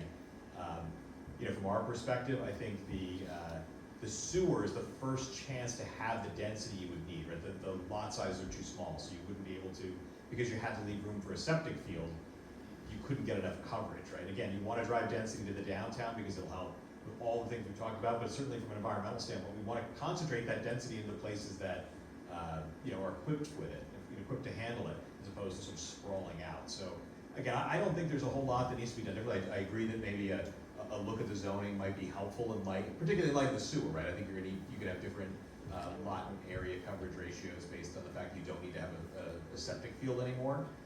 And all of that I think will be helpful, but you know, I would say have a little bit, maybe patience might be my comment. I think you're all doing the right things, and we're so happy to be here, and I think a lot of people feel the same way. So you do have a template for this. We keep talking about the sewer. It's important to understand that is not the town board. The town board is represented on it, but it was not the town board. It was its own organ. And it had citizen representatives, and it had people and resources from outside the community, which was at first viewed with a jaundiced eye, which I understand. What the hell is this guy from Glens Falls doing on our sewer committee? Well, you actually had two, because Chuck and I were both there. But what we were able to do was not only bring outside resources, but bring perspective and additional models to how this would work. But make no bone, there's no mistake about it. This was done by people who live here, who simply needed a little bit extra. They needed a little bit extra resource, they needed a little bit extra motivation. They needed people to get in the boat with them, because this has been years in the making. It's not just an election. It's not even just one set of meetings. It's the ongoing management of the always going to arise issues. And I would tell you right now, you're winning. Okay, the people who've been involved in that, some of which are very anonymous, that you wouldn't even know that they're on that committee, but they've been putting in work for 3, 4, 5 years that has culminated in what you hear here. So I would suggest to you, just as he's saying, you already have everything you need. You just have to decide, of all the various models you could use, and not one of them is better than another, which one are we going to embark on? But if you just follow the lead of your own friends and neighbors, you will get there. I'll just add to, let's talk with our elected officials. We do have a new group coming in. Let's talk with them. I'll also point out, let's all get involved. Jake, if I could put you on the spot, after our sewer meeting on Monday, you called me on the way home, because I had said to the group, let's get more people on the sewer committee. And Jake, you said to me, hey, I might be interested. That's a person that now wants to get involved. So get involved and be part of the process to make this a better town. Jim Rocker, Francis and I own Garnheiter Lodge. But I wanted to ask about something that's been alluded to, I think, 2 or 3 times this evening. But I think if you ask most business owners here, they'll tell you one of the biggest challenges in running a business in the town here is the seasonality. And you know, I think the investments that are going in at Gore are a great move in the right direction. But I'd just be interested in thoughts from the panel on how we change, the seasonality. Right now we have a relatively short winter season, a relatively short summer season, and then 2 down seasons in between. What do we do to change that? Well, part of what we are doing with this new lodge at the ski bowl is changing our seasonality, right? Gore has run for a long time. We've run a summer operation a number of years ago. It was larger than it currently has been in recent times. But by developing that ski bowl lodge, by building this zip coaster attraction, our summer operations are all going to take place there at the ski bowl. So Gore is becoming a year-round. And I say that loosely, right? We're going to have April one season, we're going to have whatever, deer season, we gotta have that. But we are turning to a year-round operation, in order to keep people coming. Kim mentioned earlier, and she could talk some more on this, but we've already started talking partnerships with some of these attractions to keep people in town longer, right? So they can go a rail bike ride on average is, what, 2 hours, you know, and then they can come over to the ski bowl for 2 hours. Or they could go up to Beaver Brook and go tubing for 2 hours, right? We're gonna figure out ways to keep them here all day. They're gonna go over and do some curling and some drinking. Maybe in that order for 2 hours. And then wander up to the lagoon. You know, it's all part of it. And it happens slowly. I'm not a patient person by nature, but it's happened a lot slower than I wanted. But you know, I'll tell you just a little story where I've seen some change.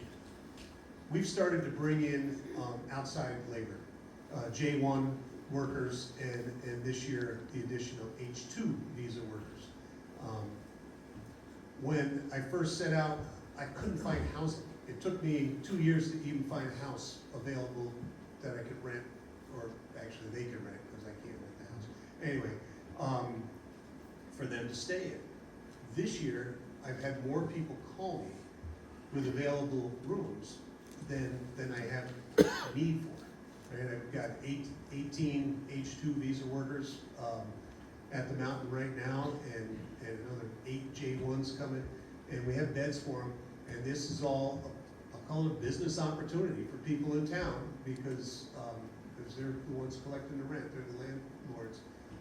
But it's slow and it's happening, but people are realizing the opportunities. I've talked to another business recently that plans to have a 20-bed workforce housing facility, you know, right here in the village by next year sometime. So it's all coming. Kim used to say something. No, I was gonna say, Reverill had to be creative. We have to be creative, and we have to rely on our data. So we learn what our customers want to be here, and we find things for them to do. So we've I don't know if anybody's seen it, but we put that big tent up outside behind the station so that we could have some events as the temperatures got cooler, and we put the fire pits out, and we tried to make it a little more comfortable for everybody. So we're trying to extend our season too, and we also do that with our employees. We'll bring employees from Maine to North Creek, or from Colorado to Cape May, and we move things around so that we can, you know, keep people working, and we can keep our troops running. And Jim, if I could add, you were a member of the North Creek Business Alliance, and we folded because we couldn't get volunteers. And maybe there's some new energy where we get new people stepping up, volunteering their time, and helping the coordination between the businesses and figuring out some of the seasonal solutions. Yeah, I think just to add on that, I mean, I think even the greatest ski towns in the world, right? You're in Aspen or St. Moritz, they're gonna have a slow November, they're gonna have a slow mud and stick season. You know, I think that it's important to take a second and think about the opportunity that the ski bowl presents. As I said when I was speaking earlier, that you sort of move the center of gravity in a big way from the main base lodge here a lot closer to North Creek.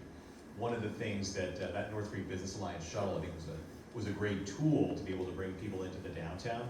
But the distance up to the main base with how long it can sometimes take to get there. Of course, that's going to be solved. We got a new parking lot. It's going to help with that, I'm sure. That's where we want to help the public can get. How could how can the government get involved? Hey, maybe we can could we get a shuttle lane that takes us up there so we can run a shuttle on a more regular basis? Is there an opportunity? Maybe that shuttle, the North Creek Business Alliance shuttle, if we were able to get something like that back. Maybe that doesn't run to the main base. Maybe that runs to the beautiful new circle you guys just built in front of the new base now. So instead of being a 15-minute round trip, maybe it's a 3-minute, 5-minute round trip so we could run more regularly.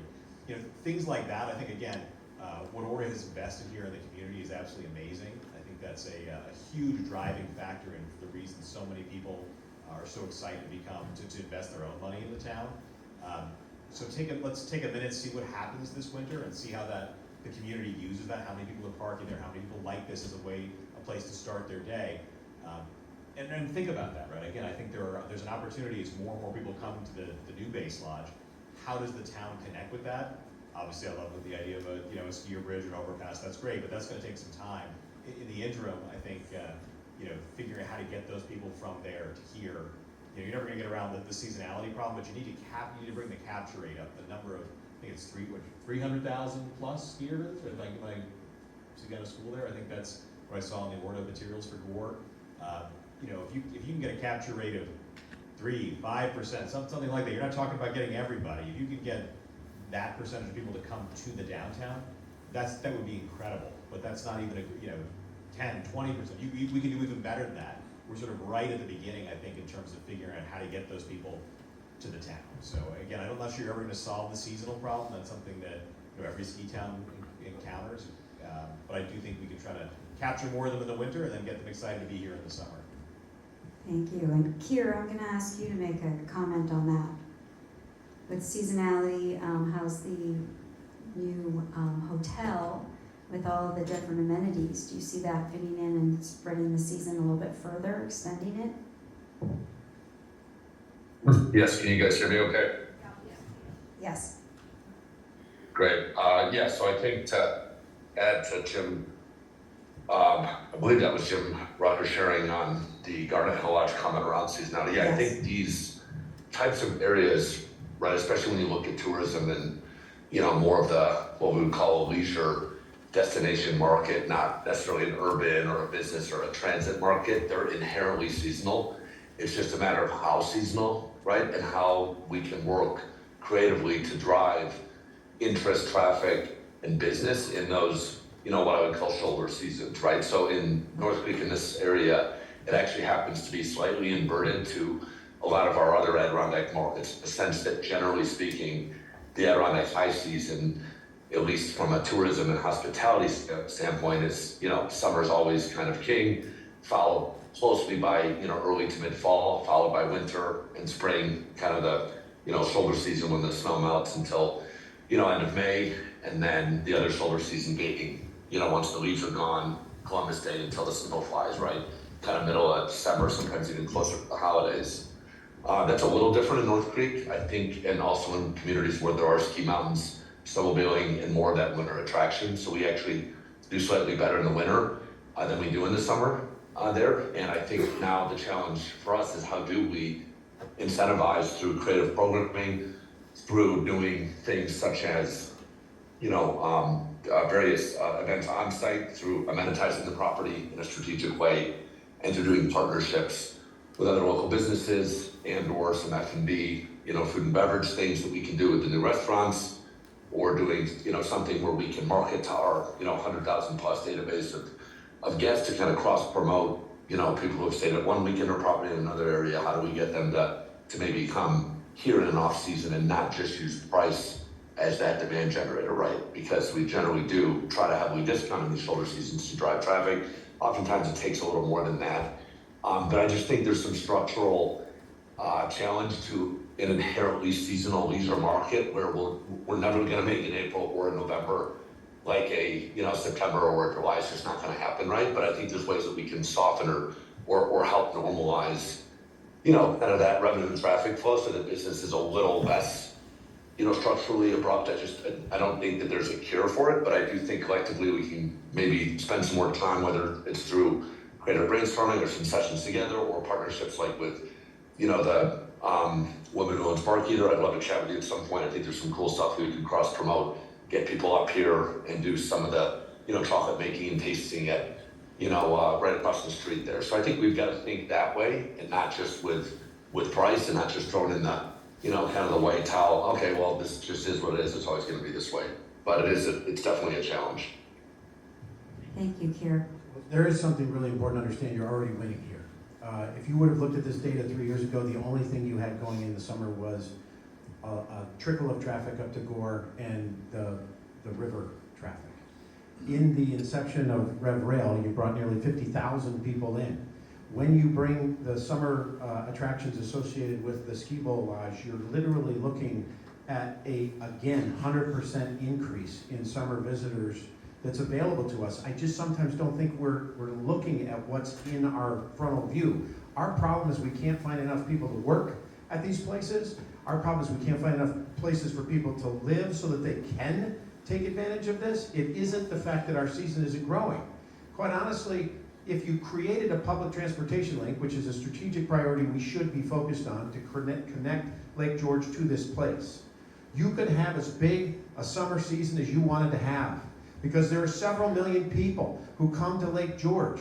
And if you not only cross-promote it, but gave them an easy way to get here, I think you would be able to quadruple the amount that you are able to receive and support. So again, what I think you have to do is bring yourself up to what you've already accomplished. It is no longer a dead season in the summer. More than 100,000 people will be here next summer. Are we ready? Are we positioned? Are there things we wish we could do to capture more of that revenue? We should talk about that now. We should use that increase in traffic to advocate for more things like this public transportation link if we can. And let me add one thing to that, Jim. That's a really good point. I would love to see if we can't find some, support and interest around leaning more into the mountain biking destination, build out of trails here, because not only is it a really growing outdoor segment of travelers, but we've seen these parks and trail networks in other parts of the Adirondacks really drive summer tourism very successfully in places like Lake Placid and Wilmington, in places like Brant Lake, in places like Old Forge with Macaulay Mountain. And I'm actually working with the same trail builders that have built a lot of those parks, Blue Line Trail Development, and they're building out some trails that we have at a separate property in Warrensburg. But I would love to lead into that more, and how do we connect that into what's been started and been done with both the mountain from downhill to more cross country, to obviously leading into the other amenities of the ski bowl. I think that, and then really leading into the cross marketing, is really going to help drive the awareness, the interest, and the people to the area in the summer and the fall more so than they're currently coming. Quick question. Yeah, my shoulder season has gotten a lot shorter thanks to Rev Rail started going later. That's been giving me a reason to stay open, and Gore blowing snow earlier. And we can shrink that shoulder season to nothing, I bet. And I just wanted to ask, is there a future for public transportation to make it to North Creek? Yes, but we got to get together and advocate for it with one voice. You wouldn't have been able to do this 3 years ago, but you've been able to create the business case now. Whatever the organization is, whether it's a DMO, whether it's the Recast Business Alliance, we need to form the group that's going to advocate for the needs, and then you're going to work with people like Chuck and I in the county to go make it happen. And you've already done the hard part. It's much harder to go get a fixed investment in infrastructure than it is to go create ridership from an organization that has hundreds of buses and is waiting for people to ride. Great, thank you. I'm going to wrap this up, and I just want to acknowledge to everybody in this room that there are 3 individuals in the room that have been champions in leading the charge, sitting in front of us every other week for the last several years, working on these initiatives. The sewer district, handling things with looking at childcare, looking at the comprehensive plan. Arnold Stevens, right up there, Jim Williams, recognized down here, and Anna Bowers. So they've helped to set the table. Pete Hoskins, you've been a part of that. You were on the board when a lot of this was happening. You've been working on our transfer station. There are a lot of really awesome things happening in this town, and I agree with Jim wholeheartedly. Raise our sights, raise your vision, and let's get a seat at the table. Volunteer your time or just put in a little bit of it. Bring your ideas to the table. Let's continue this conversation. That was the whole reason that they brought this up, asked me if I would help them do this. And it's important. Right now is our opportunity. Let's not miss it. Let's be ready for next summer. Thank you all. And thank you, Keir. Yes, good to be there virtually, guys. Sorry I couldn't be there in person. We'll see you soon. Okay, thanks everyone.